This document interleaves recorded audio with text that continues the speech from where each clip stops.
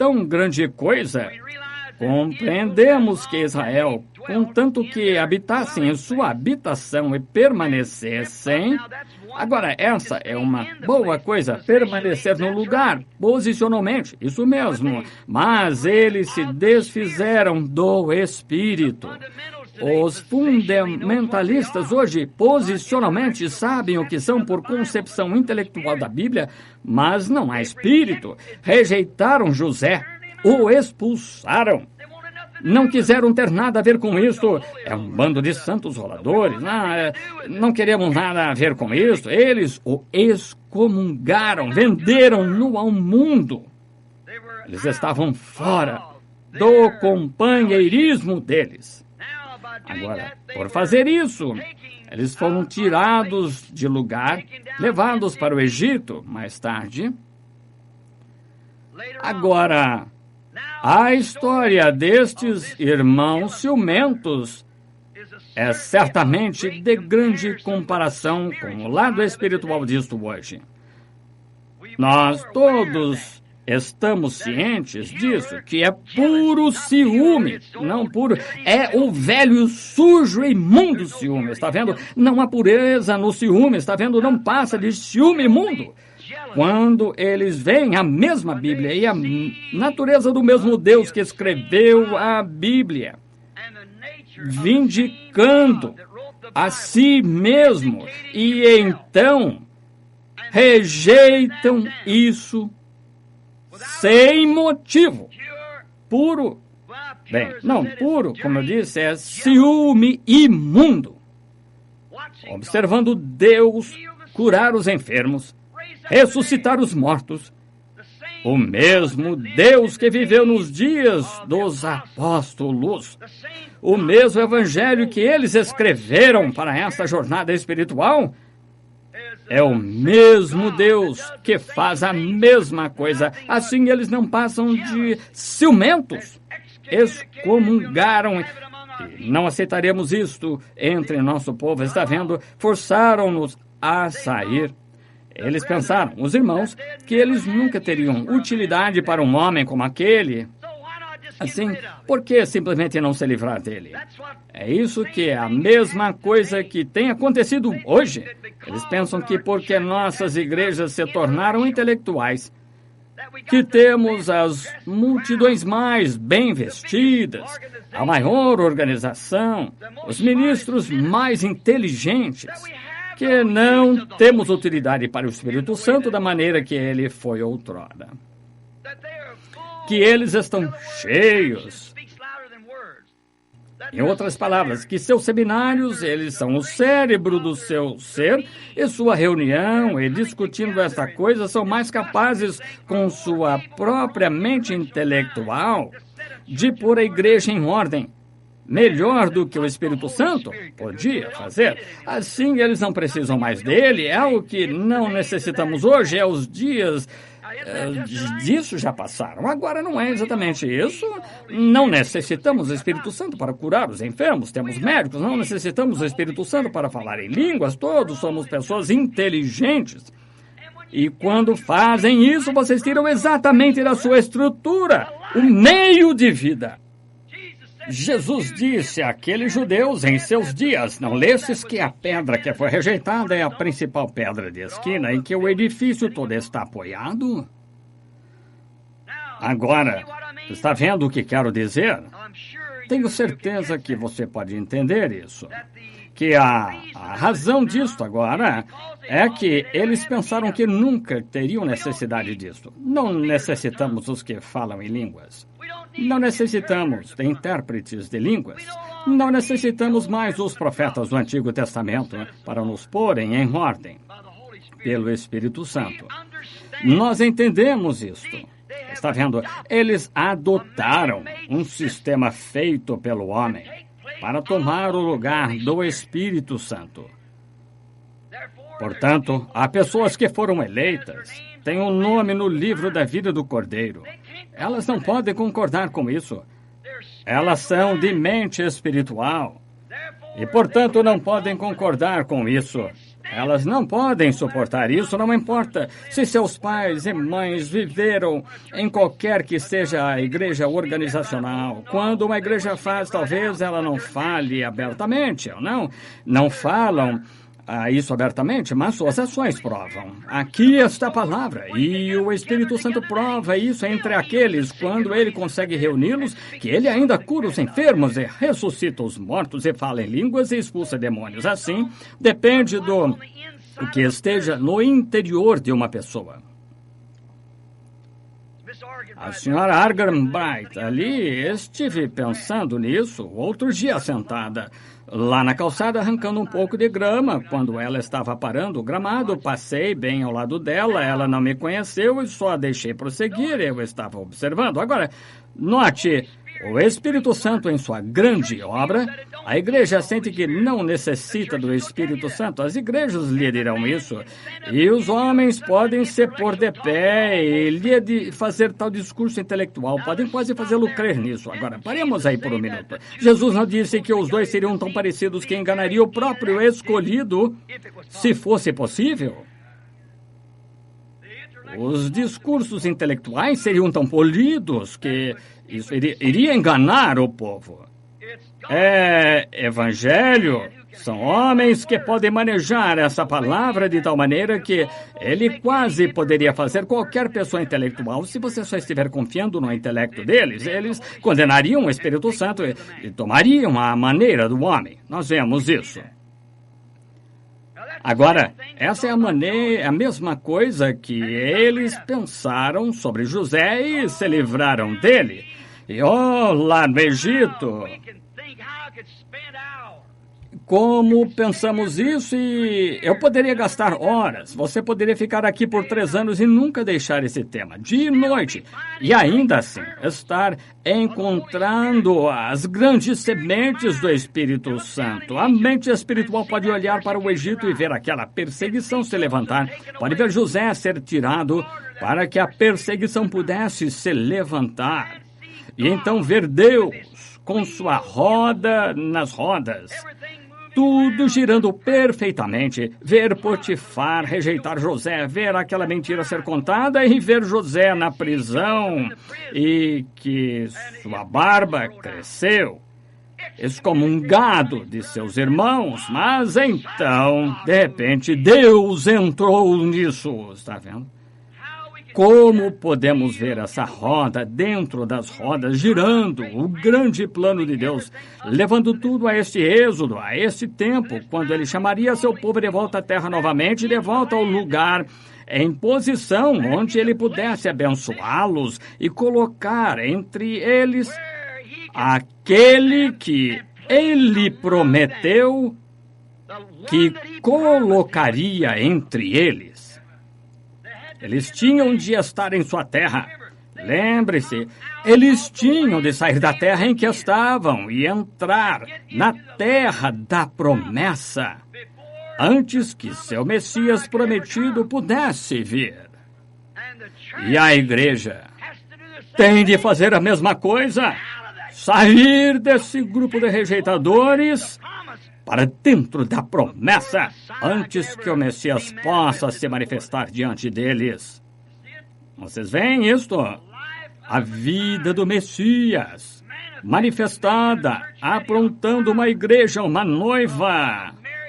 Uma mulher que se casasse com um homem, discordando dele, continuamente teria algum tipo de discussão, mas quando um homem e sua esposa, sua namorada, sua noiva, quando estão em perfeita harmonia, é como uma alma e uma mente, porque vão ser uma carne. Então, quando a igreja pode se pôr em tal harmonia com Deus, a manifestação do noivo chega a ser manifestada na noiva, porque eles vão ser um. Oh, que grande lição! Muito bem. Agora, lembre-se, a mente espiritual, captando isto, pode ver o tipo e o antítipo e captar isto. Entre vários exemplos, Nós poderíamos falar horas sobre isso. Observe o que acontece. E porque temos esperado todos estes anos desde este oásis do tempo?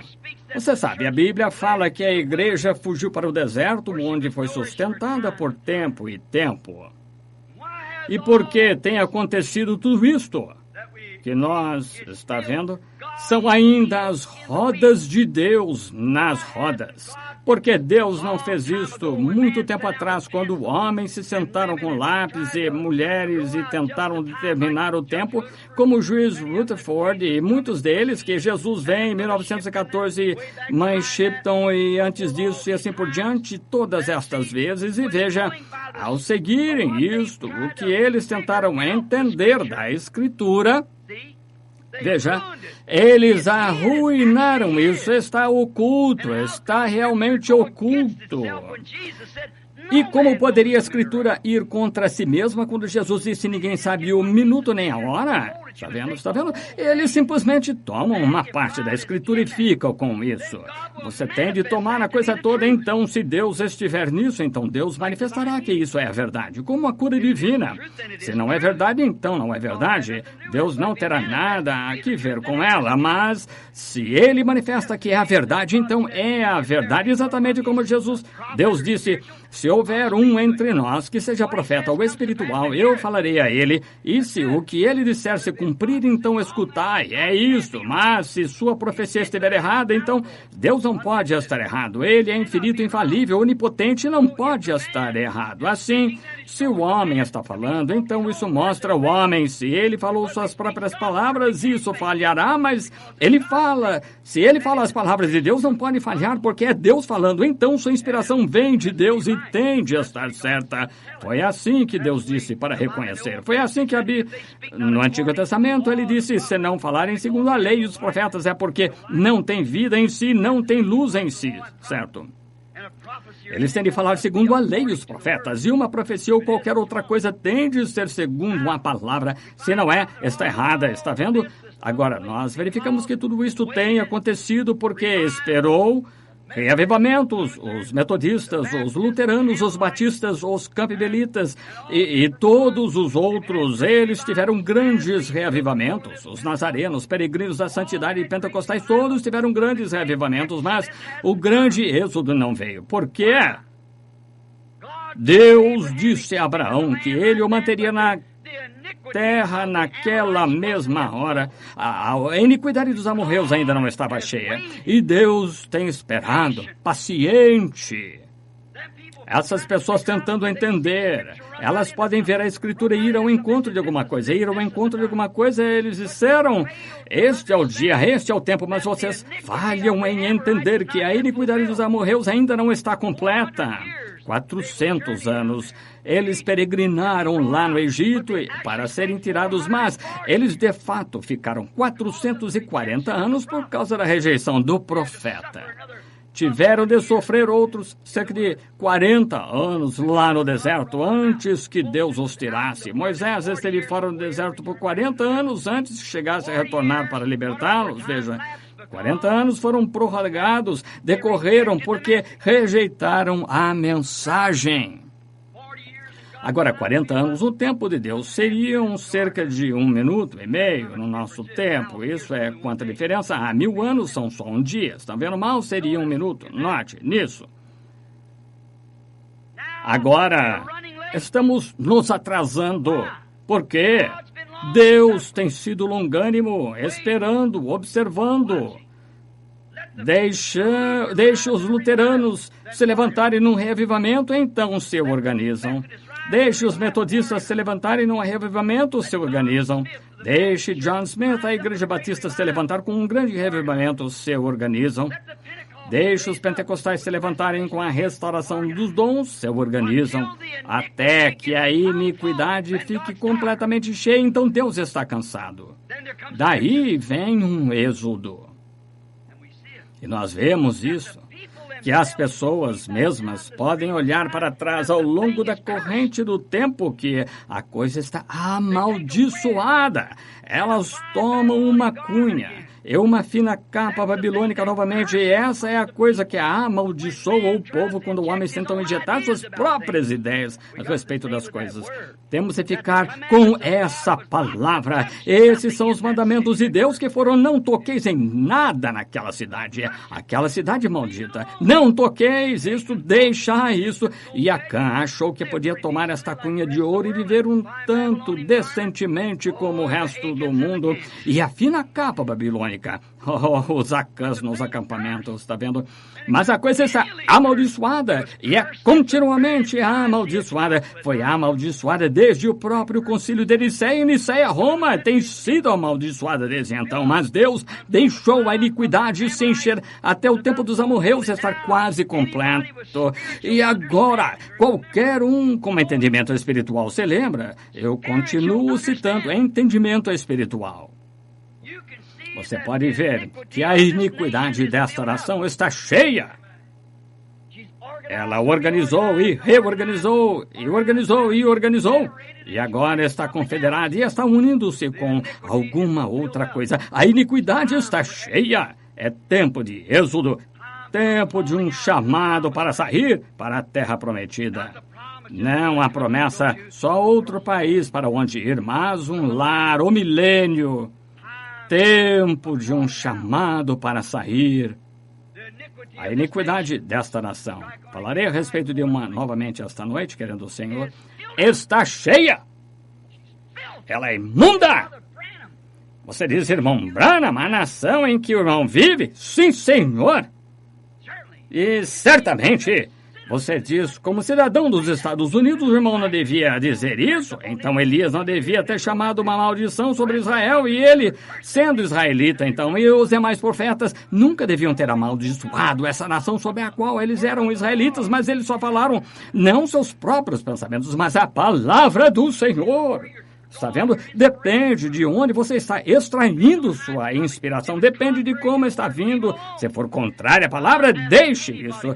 Peço a qualquer um que prove que isso está contrário à palavra. A Bíblia não diz em Apocalipse 13. É aí onde esta nação aparece. Esta nação é numerada 13. Uma nação da mulher. É uma mulher na Bíblia. A mulher está em nossas moedas, é uma nação da mulher, é onde a depravação das mulheres começa, inicia, onde termina. A depravação começou no Éden por desobedecer a palavra de Deus. É daqui que emergiram mulheres pregadoras e tudo mais. A imundície do mundo vem diretamente de Hollywood, a pior nação do mundo, mais divórcios do que o resto do mundo somado. Está vendo? Por quê? Você verificará um dia desses, querendo o Senhor. Você verá por que esta coisa amaldiçoada pode se ver a cegueira desta coisa de divórcio com que Satanás ludibriou o povo. Estamos numa hora terrível. Nosso fim está quase à mão agora, eu creio. Eles estão podres, completamente podres. Ela aparece em Apocalipse 13, número 13. Lembre-se, levantou-se como um cordeiro. Liberdade de religião, mas então recebeu poder da besta, uma imagem como ela, e falou com toda a autoridade, e fez as mesmas coisas podres que a besta fez antes dele. E então dizer-me que não está profetizado desta nação? Essa condição amorreia está quase madura, porque eles já estão trabalhando nisto. E até nosso novo Papa. Seu propósito principal é unir os irmãos. E para o olho natural é a coisa a se fazer. Mas aos olhos de Deus é contrário ao Espírito Santo. Não podemos nos misturar com isso, e toda a igreja será chamada a essa federação. Saia dessa coisa tão rápido quanto possa. Você receberá a marca da besta não sabendo o que está fazendo. Saia dela. Espero que a mente espiritual possa entender isto. Tenho certeza que vocês entendem. Mas gostaria de saber lá. De qualquer maneira, não se pode visitar toda a nação. Pode-se enviar fitas a ela Deus terá alguma maneira de alcançar aquela mente lá onde essa semente é semeada, certo? Então, logo a luz atinja, terminou, ganha vida. Como a pequena mulher junto ao poço, ela disse, aí está, ela entendeu. Saia dessa coisa, está amaldiçoada. Amaldiçoada? Diga-me, quando foi que uma caiu e se levantou novamente? Diga-me, uma que já se levantou que não tenha caído. Assim você pode ver que essa coisa está errada. Muito bem. A iniquidade ainda não estava cheia dos amorreus. Assim tiveram de protelar e esperar antes do êxodo. Mas quando se encheu a iniquidade dos amorreus, então veio um êxodo espiritual, ou êxodo natural, para conduzir o povo a uma terra natural, onde um amorreu natural tinha outrora habitado, chamado aquela terra sua. E pela iniquidade da denominação amorreia, eles têm se chamado a igreja por tanto tempo que sua iniquidade está quase completa. Virá um êxodo quando Deus mostrará quem é quem, onde a própria igreja, a noiva de Jesus Cristo, será levada num êxodo para a terra que foi prometida. Na casa de meu pai há muitas moradas nesse lugar. Você não tem de ir lá e pelejar com eles. Já está preparada. Se a habitação desse tabernáculo terrestre se desfizer, temos um já esperando para onde eu estou. Estejais vós também. O grande êxodo está próximo. Observe como Deus fez aquele êxodo, quais preparativos ele fez, e estude só por um minuto, então veja hoje. Muito bem. Note, antes deste êxodo, levantou-se um faraó que não conhecera José. Está vendo? Um faraó que não conhecera José. Não conhecera o que José representava, a parte espiritual, nesse êxodo espiritual. Levanta-se agora. Nós somos liberdade. A mulher foi alimentada por um tempo e metade de um tempo. Mas, finalmente, levantou-se um faraó, ditador, que não conhecia liberdade de religião unindo-as. Não deixe isto lhe escapar. Veio um tempo em que houve um faraó. Primeiro, teve de vir. E as organizações viveram deliciosamente, viveram como uma vara enxertada na verdadeira videira do cristianismo, mas ainda estava dando seus frutos originais, mulheres semivestidas, homens intelectuais, e negando o poder do Espírito. Mas viveu sob o nome de Igreja Cristã. Era uma videira enxertada, mas o lavrador está vindo agora para podar essa videira, como disse que faria. Todos aqueles que não têm o fruto são cortados e lançados no fogo e consumidos. É uma coisa terrível para se dizer, mas a verdade algumas vezes parece terrível, como acabei de lhes dizer.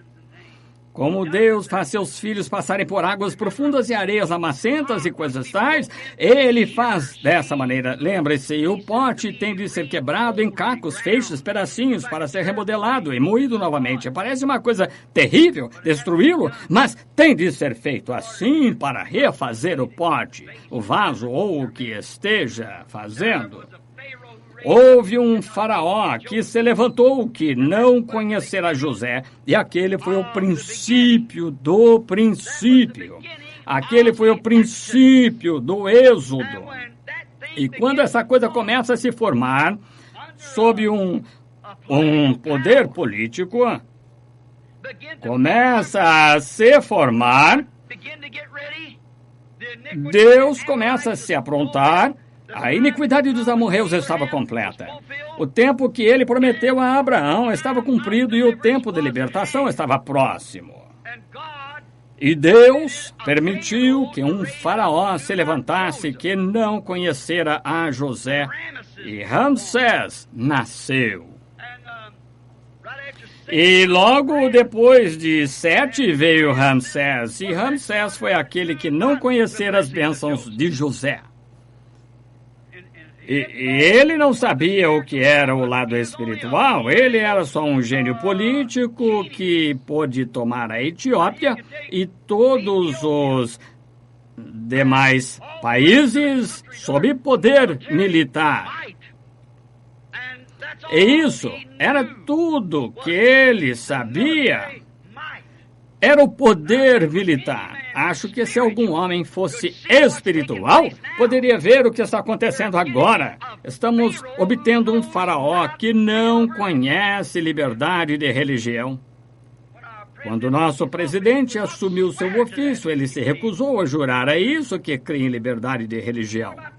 Que me dizem do outro dia, quando tivemos esta questão da segregação no Sul, quando um tal governador de Alabama gostaria de poder falar a esse ministro, esse Martin Luther King, como pode esse homem ser um líder e conduzindo o seu povo a uma armadilha mortal?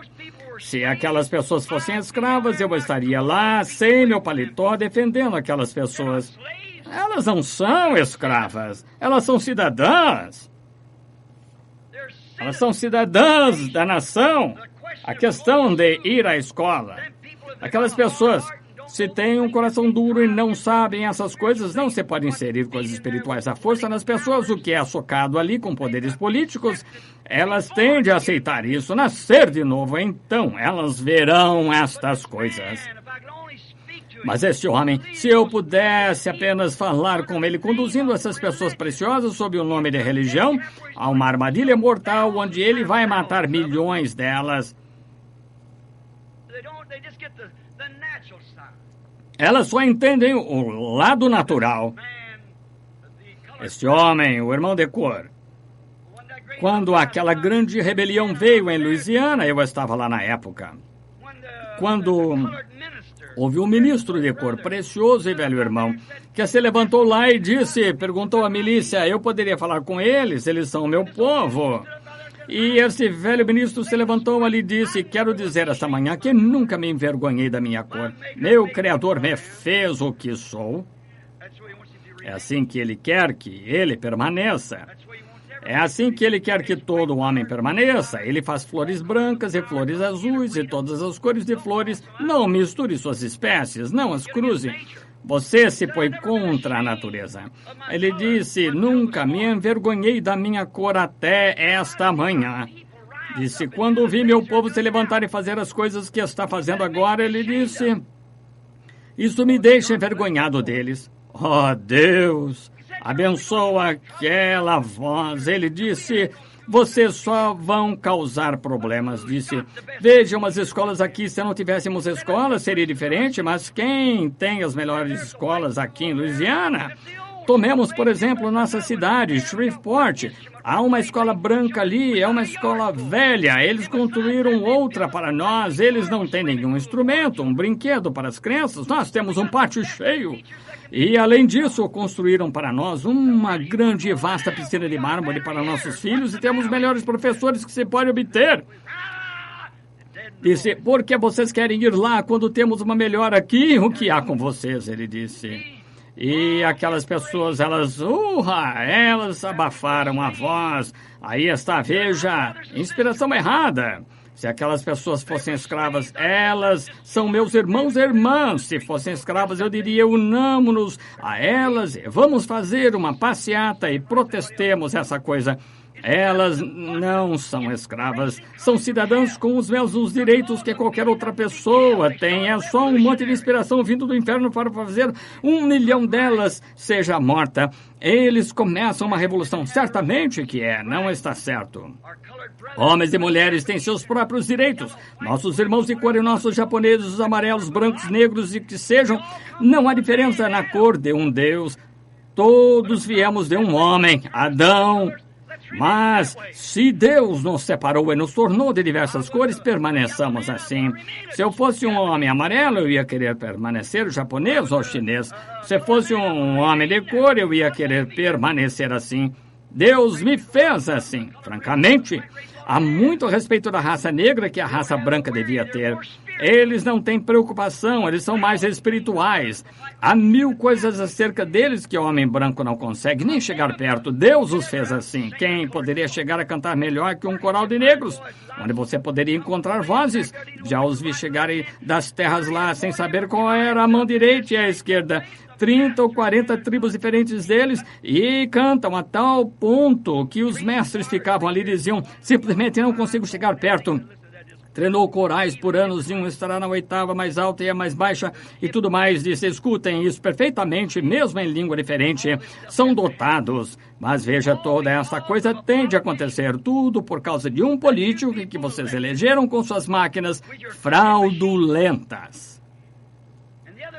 E outro dia, quando esse governador se pôs de pé ali, jurado e eleito nesse ofício pelo povo, e a questão da segregação conforme a Constituição é que cada estado pode acatar seu próprio pensamento sobre isso. Ele não se importou, mas leu a Constituição, disse agora a escola é a favor da segregação. Eles têm uma escola lá e só 2 crianças de cor poderiam entrar naquela escola quando tem sua própria faculdade. Mas ele se pôs de pé e disse o quê? Ele até mesmo leu a Constituição. Então, quando voltar a esse companheiro que temos aqui, que não conhece José, Liberdade, esforçando-se por obter esses votos de cor e não sabendo que foi um partido republicano que os libertou, para começar, vendendo seu direito de primogenitura a tal coisa como essa para conduzi-los a uma armadilha mortal para mostrar que todo o sistema feito pelo homem tem de cair. Exatamente. E o Sr. Kennedy nacionalizou aquela guarda e enviou aqueles homens diretamente de volta em posição a seus próprios pais ali de pé sob a Constituição. Isso desobedeceu a Constituição novamente. Disseram, nós não lutaremos. Não, senhor. Ele disse, espero que a nação possa verificar que não estamos mais vivendo sob democracia, mas sob ditadura militar. Vocês conhecem o velho ditado, uma vez um democrata sulista? Sempre. Não sei agora, né? Certamente um homem terá senso suficiente para despertar algo. Deixem essas preciosas pessoas de cor em paz. Não as matem. Como aquele sujeito que atirou pelas costas daquele irmão outra noite com aquela arma e seus filhinhos e a esposa na casa. Não me importa quem ele seja, isso é degradante e desprezível. Sim, senhor. Gostaria de ser o juiz nesse caso uma vez, né? Atirou naquele homem chegando em casa para sua esposa e filhos. Ele é um cidadão, tem direito de defender o que acha que é certo, um bom homem. A foto na revista Life, aquele garotinho chorando por seu papai e algum renegado lá tirou pelas costas de emboscada. É isso que você obtém quando rejeita Cristo, isso mesmo. É a isso que a nação inteira chegou, tudo sobre política. É tamanha vergonha, mas é isso o que queríamos. Provamos isto nesta eleição. Meu filhinho me disse esta manhã, papai, os peregrinos, quando vieram para cá, todos pertenciam a esta certa denominação da igreja? Todos, disse, eles vestiam grandes casacos? Eu disse, não, querido, vieram aqui em busca de liberdade de religião. Foi para isso que vieram aqui, para sair de tal coisa assim. Está vendo aonde chegou agora? Mostra que todos estes reinos têm de cair. Tenho de me apressar. Uma coisa é minha oração que esse irmão Martin Luther King certamente desperte logo. Ele ama seu povo, não há dúvida. Mas se ele tão somente vier, onde sua inspiração, que bem faria se você fosse a escola 1 milhão de vocês jazendo lá mortos, não seria só ir à escola da mesma maneira, agora por fome. Se fosse por alguma outra coisa, escravos, o homem seria um mártir ao dar sua vida por tal coisa, uma causa digna. E essa coisa seria uma causa digna, mas só ir à escola eu não entendo. Não acho que o Espírito Santo esteja concordando com ele de modo algum. Deixou as pessoas todas exaltadas num monte de sensacionalismo. Do mesmo modo que Hitler fez na Alemanha, conduziu-os direto a uma armadilha mortal, aqueles preciosos alemães, e eles jazeram aos milhões empilhados lá em cima um dos outros. E essa é exatamente a mesma coisa. E lembrem-se, eu estou na fita. Vocês verão isso depois, talvez depois que haja partido. É exatamente o que vai acontecer. Essas preciosas pessoas morrerão ali como moscas. Começarão uma revolução. Tanto brancos quanto negros lutarão novamente e morrerão como moscas. E o que você tem quando tudo termina? Um monte de gente morta. Mas levantou-se um faraó que não conhecera José. A mesma coisa hoje, um homem se levantou e prestou o juramento na Casa Branca, que se recusou a prestar este juramento, não prestará seu juramento de que crê em liberdade de religião. O que este novo Papa está dizendo? 4 coisas que ele disse. Uma delas é unir os protestantes e católicos. E para qualquer pessoa intelectual, essa é a coisa a se fazer. Mas, conforme a Bíblia, é a coisa errada a se fazer. E a Bíblia disse que eles fariam isso. Vamos um pouco adiante. Nesse tempo, Ramsés, no Egito, estava crescendo. Seu poder estava crescendo. O homem natural, Ramsés, estava crescendo. O homem natural, o anticristo, está crescendo agora, por meio de política. Ele já chegou à Casa Branca. Em religião, ele deixou todo o povo tão confuso que eles, de fato, se deixaram levar por isso, e os líderes denominacionais, praticamente cada igreja que há na nação, já está na confederação de igrejas. Ramsés está crescendo. Estão todos se unindo. E é isso que eles